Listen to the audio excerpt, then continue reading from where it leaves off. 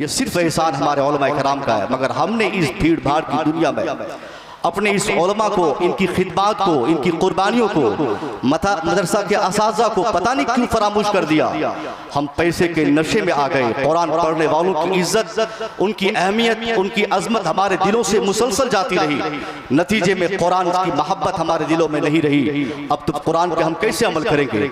आज भी इस जमाने में कोई मुसलमान अपनी दुनिया और आखिरत में कामयाबी चाहता है तो उनके लिए एक ही रास्ता बचता है कि वो उलमा कराम से दिल लगाए, अपने उलमा की इज्जत करे, उलमा का कहा माने। वो क्या फरमान जारी करते हैं, क्या मुतालबा करते हैं, किन चीजों को वो हराम बताते हैं, किन रास्तों पर चलने से वो मना फरमाते हैं, इन सब पॉइंट और बिंदुओं पर जब तक हमारा अमल नहीं होगा, मैं कसम खा के कह सकता हूं कि हमारी दुनिया भी तबाह मानी जाएगी, हमारी आखिरत भी बर्बाद मानी जाएगी। मगर हमने इनकी तनख्वाह, इनका पोशाक, इनकी जिंदगी, इनकी गुर्बत, इनकी परेशानियों को देखकर अब हमने इन्हें हमेशा जलील किया, जलील समझा। हमने ये कहा कि जिनकी तनख्वाह 10,000 हो उनकी बात हम क्यों माने, हमारी तो 50,000 है। जिनका घर फूस का हो हम उनकी बात क्यों माने, क्योंकि हमने अपने घर में टाइल्स लगाए हैं। हम उनके फरमान पर क्यों अमल करें? जिनकी जिंदगी का, जिनके मुस्तकबिल का कोई ठिकाना नहीं, कब किस मस्जिद का इमाम बनेगा, कब किस मदरसे का मुदर्रिस बनेगा। इसलिए हमने अपनी दौलतों के नशे में इन गरीबों को, इन दरवेशों को, इन फकीरों को, इन खिदमत गुजारों को हमने फरामोश कर दिया। नतीजे में हमारे बच्चे, हमारा पूरा समाज बिल्कुल अय्याशी में तब्दील होता चला गया। और आज धीरे धीरे देखने को मिलता है कि हमारा नाम मुसलमानों की तरह है, मगर इस्लाम हमारी जिंदगी में, हमारे सरापे में, हमारे किरदार में, हमारे कैरेक्टर में, हमारी आबादी में, हमारी सोसाइटी में जब हम तलाश करते हैं तो हमें इस्लाम नजर नहीं आता। एक नाम का मुसलमान हम समझ में आते हैं, मगर काम अगर हमारी जिंदगी में हम तलाश करें तो कहीं से हम काम नहीं खोज पाएंगे, क्योंकि हम अपनी जिंदगी में एक ऐसा हिसाब किताब सेट कर रखा है कि हम अपनी जिंदगी अपने एतबार से जिएंगे। हम वो काम करेंगे जिसमें हम अपना फायदा देखेंगे, हम उन चीजों को नहीं करेंगे जिसमें अपना वक्ती तौर पर कुछ नुकसानात हम समझेंगे। नतीजा क्या निकला? हमारे बच्चे अय्याश हो गए, हम अय्याश हो गए, हमारे बच्चे हमारे कंट्रोल से बाहर चले गए और धीरे धीरे हम और हमारे बच्चे, हमारा पूरा समाज आज काफिरों के नरगे में चला गया। कुरान हमारे घरों में है मगर कुरान पर अमल हमारा नहीं। इस्लाम हमारे मुआशरे में है, इस्लाम पर हमारा अमल नहीं। मदरसा हमारे समाज में है, मदरसे की बरकत समाज में नहीं। नमाज हमारे माहौल में है, नमाज की रूहानियत हमारे दिलों में नहीं। मतलब क्या है? हर एक चीज की बुनियादी वजह यह होती है कि इंसान अपनी तबीयत से इस्लाम का खादिम बन जाए, इंसान अपने मन और अपनी तबीयत से इस्लाम की खिदमत करने पर आमादा हो जाए। मगर हमने अपनी तबीयत को फौकियत दिया, हमने अपनी तबीयत को मस्त करने के लिए इस रंगीन भरी दुनिया में हम इनके रंग में हम गुम हो गए। नतीजा क्या निकला? हम पर काफिरों का रंग छा गया। अब जो कपड़े काफिरों के बच्चे पहनना पहले चाहते थे आज उन्होंने बंद किया, मगर हमारे बच्चे शौक से वो कपड़े पहनते हैं। आज हम ये गारंटी से कह सकते हैं जो कपड़े, जो लिबास पहले काफिर पहना करते थे और पहले हम पहना करते थे, हमारे कपड़े काफिरों के बदन में, काफिरों के कपड़े हमारे बदन में। हमने जब काफिरों के रीत रिवाज और उनके सिस्टम को अपने समाज में डाल दिया, नतीजा क्या निकला? हर आने वाली शाम हमारी तबाही की शाम, हर आने वाली सुबह हमारी बर्बादी की सुबह बनकर सामने आई। अब हमारे लिए चीखने और रोने के सिवा कोई दूसरा रास्ता इस जमाने में दिखाई नहीं देता। मैं आपसे मुतालबा करना चाहता हूँ, किसने आपको वो लिबास दिया? किसने आपकी बेटी को वो कपड़ा दिया? किसने आपको उस तरह की जिंदगी गुजारने पर आमादा किया? आप इस्लाम के मानने वाले हैं साहब, आपका मजहब इस्लाम है। इस्लाम क्या मुतालबा करता है? ऐसा नहीं कि सिर्फ एक बार जिंदगी में कलमा पढ़ लिए, उसके बाद सिर्फ साल में एक बार ईद की नमाज, एक बार कुर्बानी की नमाज आप पढ़ लिए, बेटी की शादी में मौलवी साहब से निकाह पढ़वा दिए, उसके बाद कोई दूसरी जिम्मेदारी आपकी नहीं। साहब अगर आपने कलमा पढ़ा है तो सर से पांव तक मुसलमान बनने के लिए आपको 24 घंटे तैयार रहना होगा। लिबास से हो, किरदार से हो, गुफ्तार से हो, अंदाज से जिंदगी से हो, हर एक मिनट में आपको सोचना पड़ेगा कि हमारी जिंदगी की किन किन अदाओं से दूसरों को इस्लाम समझ में आएगा। जब हम ये कोशिश नहीं करेंगे तो हम ये गारंटी से कह सकते हैं ये दुश्मन जो आज कामयाब हो रहे हैं, इनके पास ईमान नहीं, इनके पास कुरान नहीं, इनके पास इस्लाम नहीं, इनके पास नमाज नहीं, इनके पास रोजा नहीं। आज हमारे बहुत सारे बच्चे बोलते हैं हजरत क्या हुआ हमने 10 साल पहले दुआ की थी, क्या हुआ हमने 15 साल पहले दुआएं की थी। हिंदुस्तान की कोई खानका ऐसी नहीं, हिंदुस्तान में कोई मज़ार ऐसा नहीं, हिंदुस्तान का कोई पीर ऐसा नहीं जिसने दुआ न की हो कि अल्लाह हमारे इस पाक मुल्क को काफिरों के जालिमों के नरगे से बचा ले, अल्लाह हमारे इस मुल्क को जालिमों के नरगे से महफूज फरमा ले, हमको महफूज फरमा ले, हमको जालिमों से बचा ले। मगर क्या हुआ, क्या बरेली शरीफ के खादिमों की दुआएं रद्द हो गई?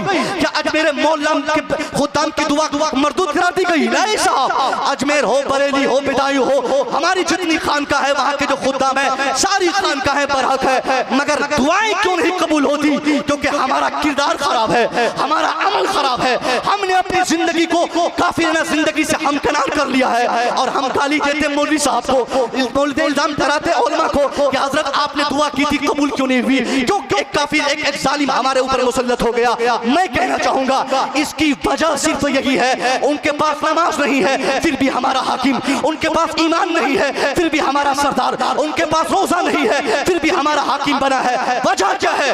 वजह यह है कि वो अपने मिशन में पक्का है, वो अपने इरादे में पुख्ता है, वो अपनी तारीख में यकता है, वो अपने जमाने में एक मिशन लेकर अपनी तारीख लेकर वो आगे बढ़ना चाहता है। हम मुसलमानों ने 1400 साल पहले इस्लाम के पैगंबर की तारीख को हमने फरामोश कर दिया। हमारे दिलो दिमाग से ये ख्यालात चले गए कि हम दुनिया में क्यों आए हैं, हमें क्या करना है, दुनिया को हमसे क्या उम्मीद है। हमको सिर्फ पुलाव चाहिए, हमको सिर्फ बिरयानी चाहिए, हमको सिर्फ मजा चाहिए, हमको सिर्फ अय्याशी चाहिए, हमको सिर्फ अच्छा मकान चाहिए। नतीजे में मकान हमने बनाया मगर ईमान की रूहानियत से हम गाफिल हो गए, ईमान की रूह हमें ना मिल सकी। आज पूरी दुनिया में कोई एक शाम आप बताइए जिस शाम हमारे बच्चों को न लताड़ा जाता हो, जहां नहीं मारा जाता हो। या अभी मुजफ्फरनगर की क्या खबर आती है, चंद शरीफ बच्चों ने हमारे लड़कों को, हमारे बच्चों, हमारी बच्चियों को दौड़ा के कॉलेजों में मारा, स्कूलों में मारा। उनसे कहा गया तेरे बाप का स्कूल है, तेरे बाप का कॉलेज है, बाप यहाँ से पढ़ने नहीं दूंगा। मैं जैसे ये खबर को पढ़ा मैंने कहा ठीक किया है, इन लोगों को तो जूतों से मारना चाहिए जिनके बाप दादाओं ने हर जमाने में ये कोशिश किया कि हमारे अब्बा के पीर की खानका बननी चाहिए, मगर ये कभी अपने पीर से मुतालबा नहीं किया कि खानका के बगल में एक इदारा बनाया जाए, खानका के बगल में एक मदरसा बनाया जाए, खानका के बगल में एक कॉलेज बनाया जाए, खानका के बगल में एक यूनिवर्सिटी बनाई जाए। किसी ने आज तक इसके लिए आवाज बुलंद नहीं की। पीर साहब को हमने देखा, हजरत ताबीज दीजिए कमाई में बरकत हो जाए, हजरत ये मेरा बेटा इनका मन नहीं लगता, हजरत ये मेरी बेटी इनका दिल नहीं लगता। सिर्फ यही ताबीज घंटे जुम्मा चाटी के लिए हमने अपने पीरों को इस्तेमाल किया। हमने कभी उनको नजराना देते वक्त ये मुतालबा नहीं किया कि सरकार 50 साल से हमारे बाप दादाओं ने आपके बाप दादाओं को नजराने दिए, तोहफे तोहफे दिए खानका के लिए, मगर सरकार अब आपकी खानका की जरूरत पूरी हो गई। अब जरूरत इस बात की है कि अब आप हमारी बच्चियों के लिए, हमारे बच्चों के लिए, हमारे बच्चों की तालीम और तरबियत के लिए स्कूल और कॉलेजेस का इंतजाम फरमा दे। आप जिस खानका से हैं उससे कोई मतलब नहीं। अशरफी है तो अशरफी गर्ल्स कॉलेज बनाया जाए, रजवी है तो रजवी इंटर कॉलेज बनाया जाए, रशीदी है रशीदी यूनिवर्सिटी बनाया जाए। ये मुतालबा जब तक हम नहीं करेंगे और हमारे बच्चे, हमारी बच्चियां अपने मदरसों के साथ साथ अपने कॉलेज, अपनी यूनिवर्सिटी, अपने स्कूल में जब तक तालीम नहीं पाएंगे, मैं कहता हूं ऐसे ही हमारे बच्चे जूतों की पिटाई खाते रहेंगे, कोई उसे रोकने वाला नहीं। एक जालिम आएगा हमारी बच्चों का नकाब उतरवाएगा, एक जालिम आएगा हमारी बच्चों को अतरंगी करेगा, एक जालिम आएगा हमारी बच्चों के एजुकेशन पर बांधा करने के लिए तरह तरह के कानून लाएगा। उस वक्त हम दिल्ली में, पंजाब में, बेंगलोर में, कर्नाटका के दूसरे हिस्सों में जाकर हम धरना करने के सिवा कोई दूसरा काम नहीं करेंगे। अभी बहुत कुछ बचा है, बहुत कुछ खत्म नहीं हुआ। आपके पास इतना टाइम है कि आप होश में आए, अपने इस्लाम को समझें, अपनी जरूरतों को महसूस करें। और अगर आपके कोई बड़े ये काम नहीं करते तो आप खुद से इसके लिए आमादा हो जाए। हर समाज में शानदार मदरसे का इंतजाम हो, शानदार डिग्री कॉलेज का इंतजाम हो, एक बेहतर इंजीनियरिंग कॉलेज का इंतजाम हो। जब तक मदरसा, खानका, कॉलेज, यूनिवर्सिटी, स्कूल हमारा जाती नहीं होगा, हमारे बच्चे लथड़े जाएंगे, हमें जलील किया जाएगा। मैं आपसे पूछता हूँ, ये आलीशान मदरसा है, ये मदरसा हमने बना लिया, मगर हमने क्या समझा? हमने समझा कि मदरसों में कुरान पढ़ने वाले रहते हैं, यहाँ क्यों हम अपने बच्चों को भेजेंगे? और हमारे कुछ उलमा ने भी मदरसों का इस्तेमाल सिर्फ इसलिए किया कि मदरसे में कुरान खानी पढ़ने वालों का प्रोडक्शन होता है, जिनके जरिए कुरान खानी होती है, ऐसे बच्चों का प्रोडक्शन होता है, ऐसों को पैदा किया जाता है, ऐसों को बढ़ावा दिया जाता है, बाकी कोई काम नहीं। हाँ, स्कूल, कॉलेज, मदरसा, हर एक से जुड़े लोगों को ये जिम्मेदारी संभालनी पड़ेगी। अगर मदरसा हमने बनाया है तो मदरसे में फैकल्टीज का बाकायदा इंतजाम करे, एक तरफ कुरान पढ़ाने का इंतजाम करे, दूसरी तरफ उसी पढ़े हुए कुरान पर रिसर्च करने का हम इंतजाम करें। एक तरफ आलिम दीन हम बनाए, दूसरी तरफ वही आलिम दीन के लिए रिसर्च फैकल्टी में जाकर तहकीक करवाने का काम करें। जब तक हमारे बच्चे दीनी, असली, दुनियावी जो भी तालीम के अज्जा और अक़साम है, हर एक तालीम से हमारे बच्चे आरास्ता नहीं होंगे, उनके अंदर इस्लाम नहीं पाया जा सकता, वो इस्लाम नहीं समझ सकता। 50 तकरीर मुसव्वी रज़ा की नहीं, बल्कि हमारी जमात के बड़े बड़े मुफ्ती किराम की हो जाए, आधे घंटे की तकरीर, और वो भी नात खानी के इस जमाने में क्या महत्व रखती है साहब? हमने अभी अजमत भाई से कहा कि साहब ये मेहरबानी आप लोगों की है, दिलबर भाई की है, हमारे गुलाम गौस गजाली साहब की है, या हमारे मिलत शोरा की है कि कम से कम आप लोगों को सुनने के बहाने से लोग मजबूरन हम लोगों की तकरीर सुन लेते हैं। मगर अगर सिर्फ खाली तकरीर का प्रोग्राम कराया जाए तो एक भी लड़का सामने दिखाई नहीं देगा। ये लोग मैं देख रहा था बहुत उछल रहे थे, बहुत कूद रहे थे, ये 10 टकिया ले 5 टकिया ले 5 सैया, अच्छी बात है। नात पढ़ने वालों को 10 टकिया 5 सैया नहीं, बल्कि अपना दिल भी काट के दे दें तो कम है, क्योंकि मुस्तफा की नात वो पढ़ रहे हैं, उससे बड़ा कोई काम दुनिया में नहीं हो सकता। मगर मैं कहता हूँ, जिस वक्त एक मुस्तफा करीम की नात पढ़ी जाती है आप उछलते हैं, तकरीर के टाइम पे क्या हो जाता है? क्यों भागना शुरू करते हैं? क्यों गाड़ी में चाबी लगाकर फरार हो जाते हैं? इंतजार करते हैं कि दिलबर भाई की नात खानी हो गई, गुलाम गौस साहब पढ़ लिए, अब मुसव्वी कितना बड़बड़ाएगा, जैसे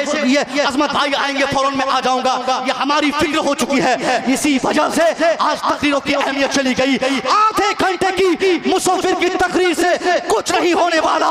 इसके लिए बाप को, बेटे को, माँ को, बेटी को, समाज के हर छोटे बड़े जिम्मेदार को ये जिम्मेदारी समझनी पड़ेगी, और उनको अपने एतबार से बेदार होकर अपने समाज को बेदार करने की मुहिम चलानी पड़ेगी। तब जाकर सर से पांव तक, बूढ़े से बच्चे तक हम इस्लाम दिखाते रहे।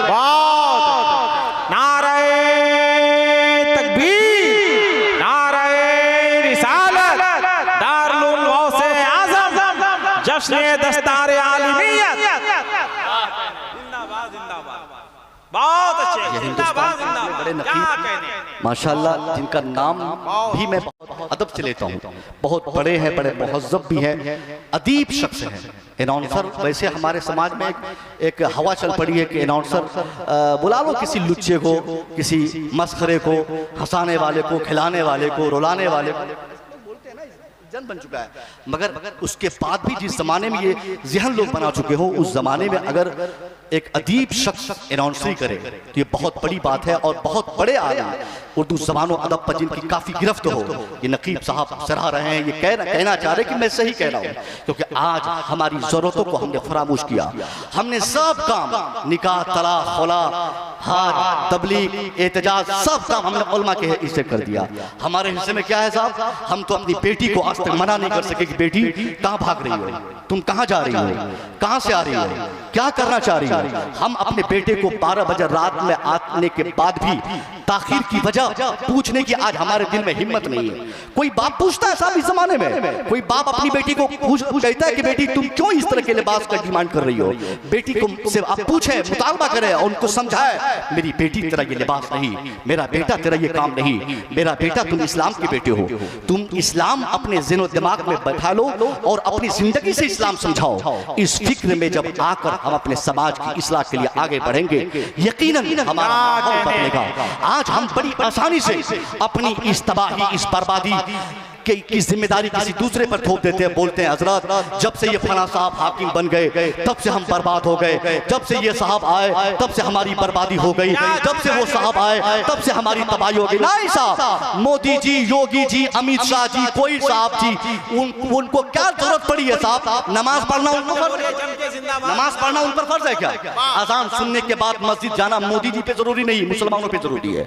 नमाज पढ़ना, अजान सुनने के बाद नमाज के लिए मस्जिद भागना योगी जी पे लाजिम नहीं है। योगी जी मोदी जी से अच्छा नेता तो साहब इस जमाने में, इस डेट में मैंने किसी को देखा ही नहीं। अब आप कहेंगे कि कहां से मदरसा वाले ये बीजेपी के मुकर्रिर को बुला लिए साहब। मैं इसलिए कहता हूं वो अच्छे इसलिए है, वो अपने मिशन में पक्का है, अपने इरादे में पुख्ता है। आज से 25 साल पहले जब पहली बार अपना मैनिफेस्टो, अपना इंटेंशन, अपना गोल, अपना मकसद वोट मांगने का जब उनके नेताओं ने दूसरों के सामने, दुनिया के सामने हाईलाइट किया था तो क्या कहा था? तुम मुझे सपोर्ट करो, इन दाढ़ी वालों को हम पीटेंगे, तुम मुझे जिताओ, मुख्यमंत्री बनाओ, हाकिम बनाओ, पीएम बनाओ, इनको भगाने की कोई तदबीर हम निकालेंगे, तुम मुझे जिता दो, मैं इनको दौड़ाऊंगा, इनकी तालीमी दरसगाहों को मैं बंद करूंगा, इनकी दरसगाहों को बंद करूंगा। नतीजा क्या निकला?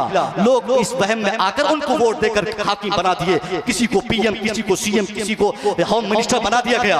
अब जो वादा उन्होंने अपने लोगों से किया था उस वादे पर वो वफा कर रहा है। गलत क्या कर रहा साहब? उनको जो लोग वोट दिए थे उनका काम वो ईमानदारी से कर रहे हैं, बेईमानी हम कर रहे हैं, बेवफाई हम कर रहे हैं। हमने जब कलमा पढ़ा था गोया बुनियादी तौर पर, गैबाने तौर पर हमने अपने मुस्तफा करीम से ये वादा किया था, सरकार हम आज कलमा पढ़ रहे हैं, अब कलमा पढ़ने के बाद जब हमने आपके कलमे को पढ़ लिया है, अब आपकी लाई नमाज भी मैं ही पढ़ूंगा, आपका रोजा भी मैं रखूंगा, आज भी मैं ही करूंगा, आपका दिया हुआ हर फरमान, आपकी कही भी हर बात पर मैं अमल करूंगा।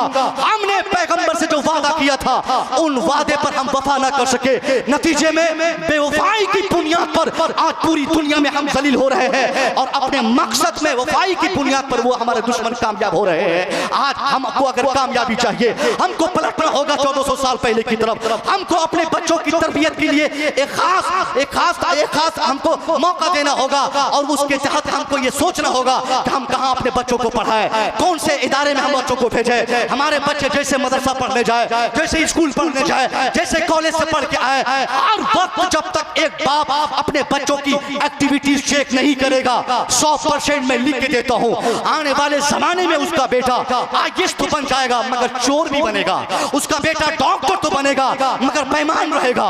एक बेटा, अगर एक बाप अपने बेटे की तरबियत नहीं करे, मदरसा भेज दे, छोड़ दे मौलवियों के हवाले और कभी नहीं पूछे, अपने बच्चों की खबर न ले, तो मैं गारंटी से कह सकता हूं वो बेटा हाफिज कुरान बन के घर लौटेगा। मगर बाप खुद अगर इस्लाम पे अमल नहीं करेगा तो उसका हाफिज बेटा कहीं से भी इस्लाम पर अमल करने को तैयार नहीं होगा। अब हाशिम नाम कर एक फिल्म इंडस्ट्री में एक गायक है, उस गायक के ताल्लुक से मैं कुछ दिन पहले पढ़ा कि वो हाफिज कुरान भी है। अल्लाह की कसम, एक हाफिज कुरान हो और इस वक्त नचनिया है वो। इस वक्त हिंदुस्तान में एक खास जमात में उनकी बड़ी इज्जत है, गायक है, डांसर है, फिल्म इंडस्ट्री में काम कर रहा है। मगर मैं पूछना चाहता हूँ हाफिज कुरान इतना बड़ा नचनिया कैसे बन गया? इसकी जब बुनियादी वजह पर आप गौर करेंगे तो पता चलेगा कि उसका बाप और उसकी माँ पहले भी वही इंडस्ट्री से जुड़ी हुई थी। इस वजह से बेटा हाफिज कुरान बनकर घर आया, उसके बाद भी 300 पारे कुरान की अजमत उनके दिलों में महफूज न रह सकी, अजमतें जाती रही क्योंकि घर का वातावरण, घर का माहौल काफिराना, फिल्मियाना था। इसीलिए उसका बेटा उसी माहौल का लिया। हम अगर चाहते हैं कि हमारा बेटा इंजीनियर बने तो लायक इंजीनियर बने, डॉक्टर बने तो वफादार डॉक्टर बने, आईएएस बने तो ईमानदार आईएएस बने, आलिम बने तो शानदार आलिम बने, मुफ्ती बने तो शानदार मुफ्ती बने, तो इसके लिए हमको भी काम करना होगा। हमको अपने बच्चों की एक्टिविटीज शेयर करनी होगी। हमारा बेटा पढ़ता क्या है, हमारा बेटा जाता कहाँ है, हमारा बेटा आता कहाँ से है, हमारा बेटा करना क्या चाहता है। जब तक एक गार्जियन 100% अपने बच्चों की एक्टिविटीज चेक नहीं करेगा, उसका बेटा पढ़ तो लेगा मगर मगर इंसान नहीं बन पाएगा। डॉक्टर बनेगा, चोरी वही करेगा, इंजीनियर बनेगा, बेईमानी वही करेगा, आईएएस बनेगा, भ्रष्टाचारी वही करेगा। मैं आपसे कहना चाहता हूँ इस वक्त बहुत सारे लोग यहाँ पे होंगे जिनकी तमन्ना होगी कि मेरा बेटा भी आईएएस बने, खूब बनाइए, कोई नहीं रोकेगा। मेरा बेटा भी डॉक्टर बने, खूब बनाइए, कोई मना नहीं करेगा। डॉक्टर जितना बनाना हो बनाइए। आपका बेटा इंजीनियर इंडिया का नहीं दुनिया का बड़ा बन जाए, ना तो कभी हमारे उलमा रोकेंगे, ना हमारा इस्लाम आपको टोकेगा। आप और हम गलती कहाँ करते हैं? हम अपने बेटे को सिर्फ डॉक्टर बना देते हैं, अपने बेटे को सिर्फ इंजीनियर बना देते हैं। हमारे दिमाग में हमारे पड़ोस ने बिठा दिया है कि डॉक्टर बनाओगे तेरा बेटा 15 लाख एक महीने में कमा लेगा। चुटकी मलते ही तेरा बेटा किसी को ठगकर 50,000 रुपया कमा लेगा। अब इसी नशे की तकमील के लिए हम अपने बेटे को पटना में, रांची में, दिल्ली में, बेंगलोर में, उसके बाद विदेश में हम जाकर एमबीबीएस डॉक्टर बनाते हैं। बेटा एमबीबीएस डॉक्टर 5-7 साल के बाद बनकर जब आता है, हमारे दिमाग में तो पहले से नहुसत डाल दी गई है कि जो बेटा डॉक्टर बनता है वो पैसा कमाता है। अब पैसा कमाने वाला बेटा तैयार है। चेंबर में जैसे ही पहला दिन बैठा है, उनका दिमाग फैसला कर दिया है कि अब्बा ने पहले ही कहा था बेटा जल्दी जल्दी कमाना है, तुमको अब हजारीबाग में नहीं रांची में फ्लैट लेनी है, तुमको अब झारखंड में नहीं, तुमको दिल्ली में मकान बनाना है। अब इन जंगली ख्वाहिशात की तकमील के इरादे से जिसका डॉक्टर बेटा अपने चेंबर में बैठेगा 24 घंटा, तो वो यही सोचेगा ना कौन आए किसको मैं माठूं, कौन आए किसको मैं ठगूं, कौन आए किसको मैं फरेब और धोखे में डाल दूं। नतीजे में एक गरीब आदमी आता है और उस गरीब आदमी के साथ उनकी बीवी होती है। उसकी बीवी को वो दिखाते हुए डॉक्टर को बोलता है, डॉक्टर बाबू ये मेरी बीवी है, हमल के पीरियड कंप्लीट हो चुके हैं, कोई ऐसी दवाई, कोई ऐसा वैक्सीन, कोई ऐसा इंजेक्शन मेरी बीवी को दी जाए जिसकी बुनियाद पर आसानी से डिलीवरी हो सके। अब डॉक्टर सर से पांव तक हमारी बीवी को मुलाहाजा करता है, वो देखता है कि आसानी से मैं चाहूं तो एक मामूली टेबलेट के जरिए इनका बच्चा तवल्लुद करवा सकता हूं, मगर अगर मैं मामूली दवाई के जरिए मैं डिलीवरी करवा दिया तो मेरा घर पटना में, मेरा घर दिल्ली में, मेरा घर अमेरिका में कैसे बनेगा? कैसे मेरे दरवाजे पर 50 लाख की गाड़ी आएगी? कैसे मैं अमीर तरीन आदमी बनूंगा? इसलिए फौरन फरेब में डालने की कोशिश करता है और कहता है जल्दी गरीब भाग अपने घर चला जा, 50,000 ला के दे, ऑपरेशन की जरूरत पड़ गई, अगर 2-4 घंटे में तूने 50,000 का इंतजाम नहीं किया तो तेरी बीवी मरेगी या तो तेरा बच्चा मरेगा। बीवी और बच्चे को बचाना है तो 50,000 का इंतजाम करना होगा। गरीब दौड़ के घर भागता है, गाय बेचता है, भैंस बेचता है, जमीन बेचता है, जेवरात बंधक रखता है, इधर उधर से जुगाड़ लगाकर सब घर मकान बेचकर डॉक्टर के आगे 50,000 रुपया रखते हुए हाथ जोड़ के कहता है डॉक्टर बाबू ये रहा 50,000 रुपया, बीवी को बचा लो, बच्चे को बचा लो। डॉक्टर बाबू मैंने मकान बेच दिया, मैंने घर बेच दिया, मैंने जेवरात बंधक रख दिए, मैंने सारा काम करके इधर उधर से कर्ज लेकर मैंने आपको 50,000 दिया है। अब वो डॉक्टर जैसे 50,000 पकड़ा, एक ऐसी खातून जिनको ऑपरेशन की जरूरत नहीं थी फिर भी उनका पेट फाड़ के बच्चा निकाल के एक कामयाब खातून की जिंदगी को हमेशा के लिए नाकाम कर दिया। मैं आपसे पूछना चाहता हूँ ये बेईमानी की नहुसत उनके दिमाग में कहां से आई? नहुसत आई कहां से? उनके वालिदैन ने बैठाई थी, उनका बाप बैठाया था, उनका भाई कहा था, उनका पड़ोस समझाया था कि एमबीबीएस बनोगे तो पैसा कमाओगे। अब वो बेटा वही कर रहा है जिसकी तलकीन उन्हें की गई थी, जिनके लिए उनको कहा गया था, जिनके बारे में बार बार प्रेशर डालते हुए घर के लोग कर रहे थे। इसलिए अब उनका बेटा डॉक्टर बनने के बाद अपने समाज का सबसे बड़ा चोर भी बन जाता है। इंजीनियर, आज इस बड़े मजमे में किसी का बेटा इंजीनियर हो तो अच्छी बात है, मैं दुआ करूंगा अल्लाह आपके बेटे को बहुत बड़ा इंजीनियर बना दे। मगर इंजीनियर 100 में से 99% ऐसे इंजीनियर्स हैं या अगर नहीं भी हैं तो ख्वाहिशात तो कम से कम दिल में रखते हैं कि साहब मैं एक दस्तखत मारूंगा, कोई भी पुल किसी मटेरियल से बन जाए मैं दस्तखत करूंगा, 5 लाख का चेक मिलेगा, पुल चाहे 1 महीने में गिर जाए उससे हमें क्या मतलब है, पैसा 5 लाख मेरे पास तो आ जाएगा। यानी इंजीनियर जिनको हमने कहा था कि साहब आप इंजीनियर अच्छे होते हैं, इंजीनियर का बाप बोला था हजरत साहब से, हजरत हाफिज नहीं बनाऊंगा, आलिम नहीं बनाऊंगा, इंजीनियर बनाऊंगा तो 15 लाख महीना कमाएगा। नतीजे में बेटा इंजीनियर बन तो गया है, 15 नहीं 25 लाख महीने में कमाता है, मगर चोरी की आदत लग जाती है, बेईमानी की आदत लग जाती है, दस्तखत बेचने की आदत लग जाती है। नतीजा क्या निकलता है? पूरी दुनिया को आज ये चोर इंजीनियर ने खोखला कर रखा है, ये चोर डॉक्टर ने तबाह कर रखा है। प्रोफेसर, बहुत लोग प्रोफेसर बनना चाहते हैं। अल्हम्दुलिल्लाह ये मुसव्वी रजा भी उसी लाइन में है और रात दिन मेहनत कर रहा है। हमारे उलमा की दुआ अगर साथ लग जाएगी तो एक छोटा मोटा प्रोफेसर मैं भी आने वाले जमाने में बनना चाहूंगा। उलमा दुआ देंगे तो बन भी जाऊंगा। मैं कहता हूं आपसे, आप सोचते होंगे कि प्रोफेसर मेरा भी बेटा बने तो 1.5 लाख महीना कमाएगा। हाँ, बेटा आपका प्रोफेसर बनता है, 1.5 लाख नहीं 5 लाख महीने का कमाता है। नतीजा आप क्या देखते हो बुढ़ापे में? बेटा प्रोफेसर कॉलेज के प्रांगण में अपनी बीवी के साथ कैंपस में कॉलेज में रहता है, बाप बूढ़ा हजारीबाग में, और वो प्रोफेसर साहब बाप को छोड़ के क्या कहते हैं रांची यूनिवर्सिटी के कैंपस में आराम कर रहा है। बेटा 5 लाख कमा रहा है, बाप को कभी देखता नहीं, बाप को बाप कहने की फुर्सत नहीं, बाप की मोहब्बत उनके दिल में नहीं, उनके दिल में पैसे की मोहब्बत, उनके दिल में कमाने की चाह, उनके दिल में दुनिया में आगे बढ़ने और तरक्की करने की ख्वाहिश हमेशा बसी रहती है। आज मैं आपसे कहना चाहता हूं, न डॉक्टर बेहतर होते हैं, न इंजीनियर बेहतर होते हैं, न प्रोफेसर बेहतर होते हैं। ये सब की बात नहीं करता, अच्छे लोग भी इस दुनिया में है, अच्छे डॉक्टर्स भी है, मगर 5 मुल्कों के 50,000 डॉक्टरों की फेहरिस्त बनाएंगे। उन 50,000 डॉक्टर्स में 49,999 ऐसे डॉक्टर आपको मिलेंगे जिनमें चोरी की लत लग जाती है, कभी खून के नाम पे, कभी पेशाब के नाम पे, कभी बहाना के नाम पे, कभी एक्सरे के नाम पे, कभी दवाई के नाम पे, कभी जांच के नाम पे, कभी डिलीवरी के नाम पे। 50 रास्ते पैसे कमाने के हैं इस भरी दुनिया में। अगर कोई प्रोफेशनल ऐसा है जो ईमानदारी के साथ अपने काम में खड़ा रहता है, जो ईमानदारी दिखाता है, तो न डॉक्टर दिखाता है, न इंजीनियर दिखाता है, न प्रोफेसर सामने आता है, कोई सामने नहीं आता।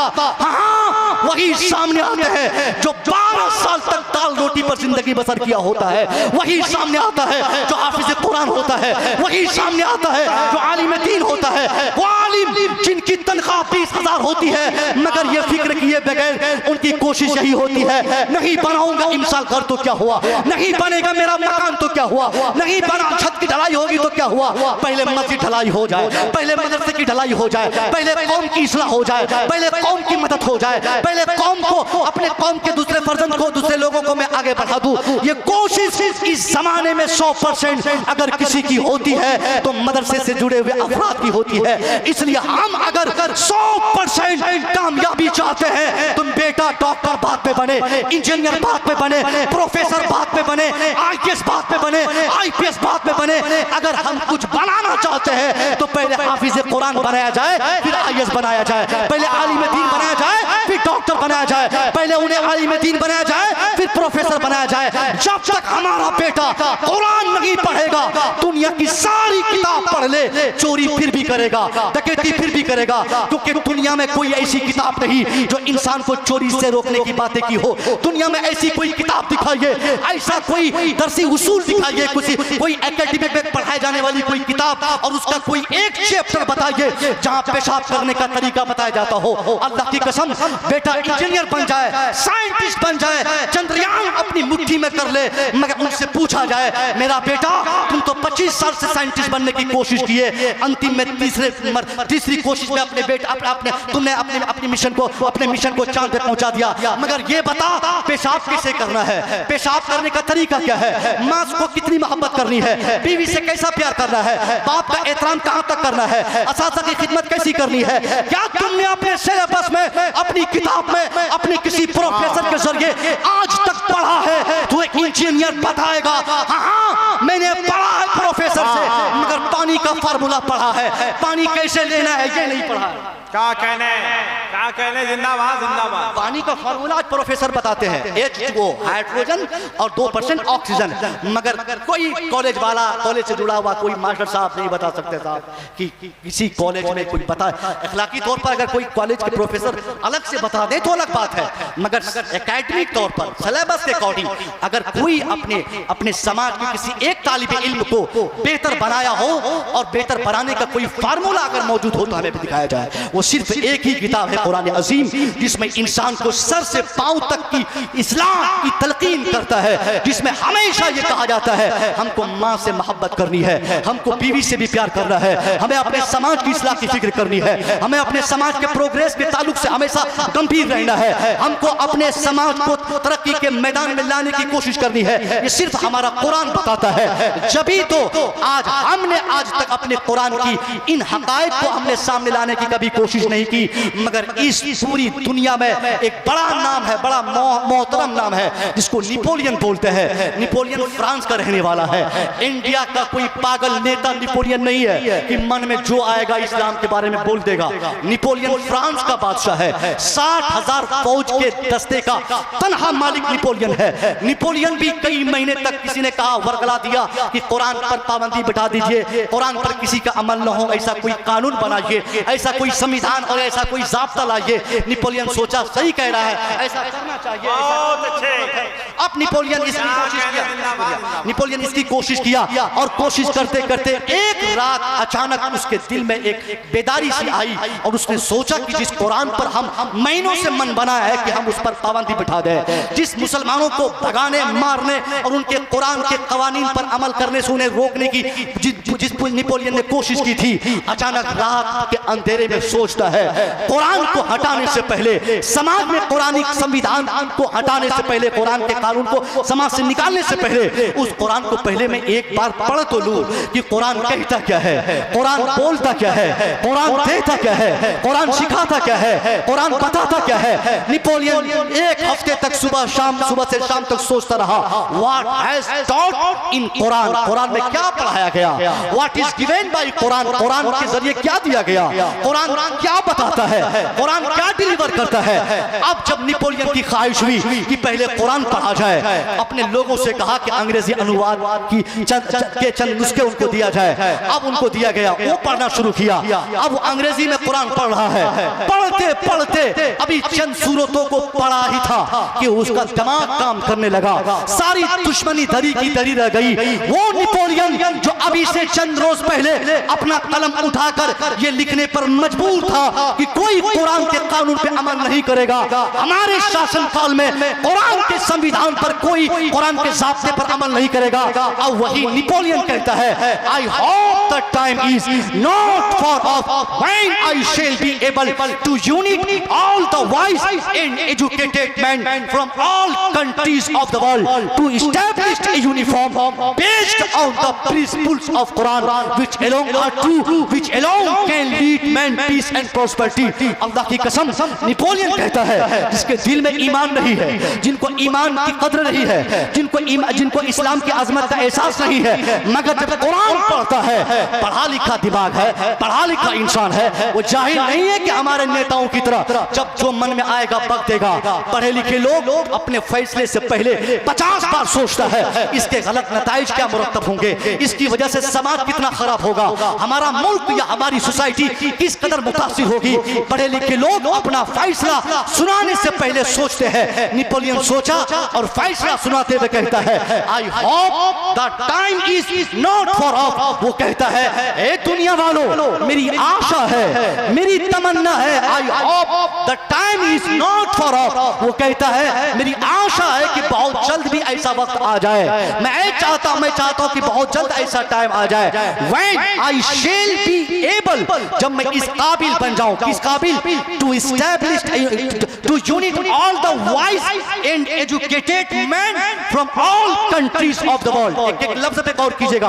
पढ़े लिखे लोग हैं, मुझे कहा गया था, हजरत ने फरमाया था कि हजरत आप बहुत पढ़े लिखे लोग रहते हैं, उसी हिसाब से आपका खिताब होना होगा। मैंने कहा ठीक है, आप चिंता ना करें, हम बोल देंगे, हम देख लेंगे माहौल क्या, हमारे लोगों को चाहिए क्या। ये खामोशी बता रही है कि आप लोग मेरी बात समझ रहे हैं। एक एक लफ्ज पे गौर कीजिए, या किसी मौलवी की बात नहीं कह रहा हूं, नेपोलियन की बात कर रहा हूं। अगर आप नोट कर रहे हैं तो इन पैगामात को उन पागलों तक पहुंचा दीजिएगा जिन्होंने ज़हन बना लिया है इस्लाम हटा दो, कुरान मिटा दो, मुसलमानों को भगा दो।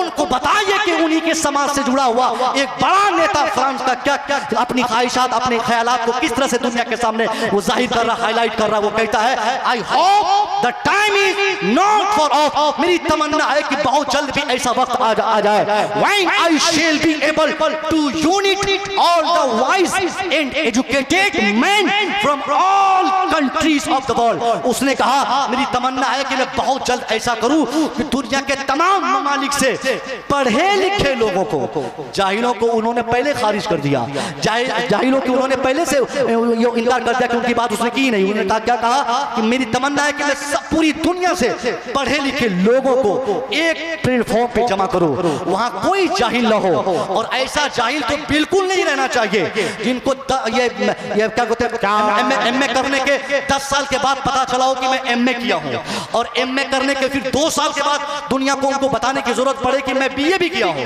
उसके फिर 3 साल के बाद उनको जरूरत पड़े कि मैंने इंटर भी कर रखा है। वाह क्या कहने, जिंदाबाद जिंदाबाद। यानी हम लोग शुरू से पढ़ते हैं साहब, हमारे यहाँ तो ऊपर से नीचे आ रहे हैं। वाह, जो सबसे बड़ा जाहिल हमारे समाज में वो सबसे बड़ा नेता होता है, और इन नेताओं को तो पहले से खारिज कर दिया। उसने कहा नहीं, ऐसे लोगों को नहीं बुलाऊंगा, बहुत ऐसे लोगों को मैं बुलाऊंगा ही नहीं। नेपोलियन कहता है मैं पढ़े लिखों को बुलाऊंगा, मैं गांधी की तरह लोगों को बुलाऊंगा, मैं पढ़े लिखों को बुलाऊंगा। और बुलाकर दूसरा काम क्या होगा, वो कहता है टू एस्टैब्लिश ए यूनिफॉर्म। यानी यूनिफॉर्म का मतलब यूसीसी, यूनिफॉर्म सिविल कोड। आज हमारे नेताओं को जुनून सवार है, वो एक ही ये जोश जज्बे में है कि जल्दी से यूसीसी नाफिज कर दी जाए और फौरन ये जो होना था हो गया, अब इन लोगों को बंद किया जाए। अब मुसलमान कितनी शादी करेंगे, हम उनको इजाजत देंगे तब शादी करेंगे। अजीब पागलपन है साहब, बीवी हमारी है, शादी मैं करूंगा, उनके लिए कमाने के लिए पंजाब में जाऊंगा, तू कौन होता है बताने वाला कि मैं कितनी करूं? अरे 4 तो कर ही सकता हूं ना। अब जब शादी में कर रहा हूं साहब, तो फिर दूसरा सामने आके बोलता कि नहीं शादी तुम कर सकते हो, मगर बच्चे तेरे कितने होने चाहिए मैं तय करूं। क्यों साहब, मेरे बेडरूम पे तेरा कब्जा है क्या? माफ कीजिएगा, ऐसे पागल हमारे समाज में मौजूद है। बीवी हमारी, मैं शौहर उसका, बच्चे जितने हमको चाहिए मैं पैदा करूंगा, तू क्यों मना करने वाला है? या अगर नहीं पैदा करने की ख्वाहिश या जरूरत होगी तो मैं नहीं करूंगा। क्या ये लोग क्यों सामने आके बोलते हैं नहीं मुसलमान जितनी शादी करेंगे मैं बताऊंगा तब। तो ऐसे नेताओं को खारिज करते हुए नेपोलियन कहता है मैं एक ऐसा कानून बनना चाहता हूं जो पूरी दुनिया में शांति लाने के लिए एक ही कानून हो, और वो कहता है to establish a uniform based on the principles of Quran. और उसने कहा कि वो कानून कैसा हो और किन किन किताबों के आधार पर वो मैं कानून बनाऊंगा। उसने ज़हन देते हुए पूरी दुनिया को क्लियर करके कहा, उसने कहा एक ऐसा कानून पूरी दुनिया के लिए हो। वो कहता है दुनिया वालों, ये जो पूरी दुनिया में आग लगी हुई है, पूरी दुनिया में जो सिविल वॉर और इलाकाई जंग ये लड़ाई का जो माहौल बन चुका है, इसकी वजह क्या है? दुनिया के हर मुल्क का अलग संविधान, हर समाज का अलग कानून। नेपोलियन कहना चाहता है इंसान अगर इंडिया में है, आदमी अगर नेपाल में है, आदमी अगर पाकिस्तान में है, आदमी होने के लिहाज से पाकिस्तानी, इंडियन, बांग्लादेशी, नेपाली, श्रीलंका में रहने वाले या जर्मनी या ऑस्ट्रेलियन, पूरी दुनिया में इंसान होने के नाते पूरी दुनिया में जहां भी इंसान है बहैसियत इंसान वो बराबर है। इंसान होने की हैसियत से सब में इक्वलिटी है, सब में मुसावात है। नेपोलियन कहा ए दुनिया वालों, जब इंसान होने के नाते इंडियन भी एक ही है, पाकिस्तानी एक ही है, ऑस्ट्रेलियन भी एक ही है, जर्मनी भी एक ही है, अमेरिका में रहने वाले, ऑस्ट्रेलिया में रहने वाले, अफ्रीका में रहने वाले, चाइना में रहने वाले, पाकिस्तान में रहने वाले, मलेशिया में जीने वाले, सब लोग जब बराबर है तो हर एक के लिए अलग अलग कानून क्यों है, अलग अलग ज़ाब्ता क्यों है? नेपोलियन कहता है इंडियन के लिए अलग ज़ाब्ता जिंदगी, पाकिस्तानी के लिए अलग नजरिया है हयात, या क्या बोलते हैं कि अफगानी के लिए अलग कानून है, ऑस्ट्रेलियन के लिए अलग जिंदगी का निजाम है। वो कहना चाहता है यही तो झगड़े की बुनियाद है, यही तो झगड़े की जड़ है कि इंसान होने की बुनियाद पर सब लोग बराबर है, मगर कानून सबके अलग अलग है, ज़ाब्ते सबके अलग अलग है, ये सिस्टम सबके अलग अलग है। नेपोलियन कहा ये सारे ज़ाब्ते को, सारे संविधान को, सारे नजरिए जिंदगी को, सारे सिस्टम ऑफ लाइफ को ध्वस्त कर दो, मिट्टी में दफना कर पूरी दुनिया के मानवता और इंसानियत के लिए, पूरी दुनिया की ह्यूमैनिटी को बचाने के लिए एक ही ज़ाब्ते जिंदगी हो, एक ही सिस्टम ऑफ लाइफ हो। और वो कौन सा सिस्टम ऑफ लाइफ हो, किस किताब के आधार पे हो? नेपोलियन ज़हन देते हुए कहता है वो किताब जिसकी बुनियाद पर संविधान में बनाना चाहता हूँ वो किताब किसी और की लिखी न हो, न तो गांधी की किताब हो, न तो वो नेहरू की किताब हो, न तो अम्बेडकर के ख्यालात के एतबार से हो, न तो ऋग्वेद के आधार पे हो, न सामवेद के आधार पे हो, न यजुर्वेद के आधार पे हो, न किसी वेद के आधार पे हो। हाँ, अगर वो कानून किसी एक किताब के आधार पे मैं बनाना चाहता हूँ वो किताब कोई और किताब नहीं, to establish the uniform based on the principles of Quran, वो कोई और किताब के आधार पे नहीं, कुरान अज़ीम के आधार पे। नारे तकबीर, नारे रिसालत, मसलके आला हजरत, दारुल गौसे आज़म। जिंदाबाद जिंदाबाद, बहुत अच्छी, नेपोलियन समझ गया, दुनिया को बता दिया, क्या अच्छी तहरीक है, जिंदाबाद दुनिया को बता दिया कि कुरान की जरूरत यह है कि कुरान के जरिए पूरी दुनिया में मानवता हम स्थापित करेंगे।